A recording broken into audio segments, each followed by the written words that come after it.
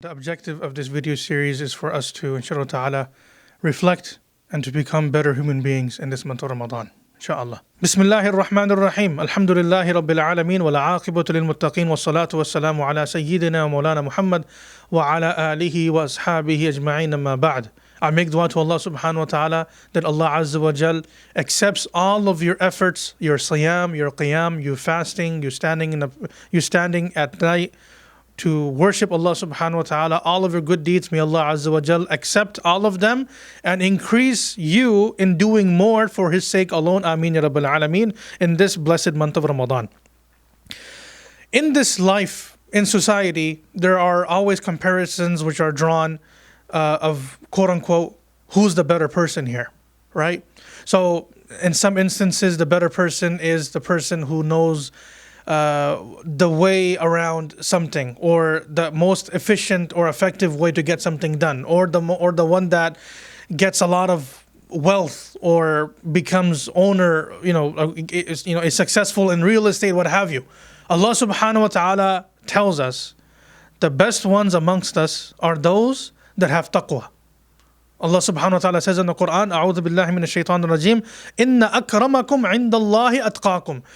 Verily, the best amongst you are those that have taqwa.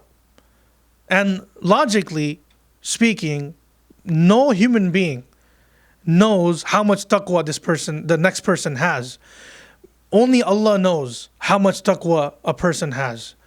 Therefore, only Allah knows who is the best amongst us. However, when we see in the lives of the Sahaba radiyallahu anhum ajma'een, they would compete with one another in getting closer to Allah subhanahu wa ta'ala, and they would do so through taqwa. The more aware they made themselves of Allah subhanahu wa ta'ala. One definition of taqwa is to constantly be aware of Allah.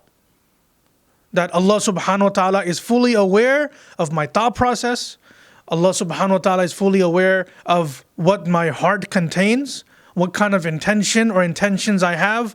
Either they may be good, or may Allah protect us, they may be ill or evil. Allah subhanahu wa ta'ala knows that, right? So that allows us, when we interact with one another, that we're aware of Allah. That just because, in other words, Allah subhanahu wa ta'ala knows what we're doing.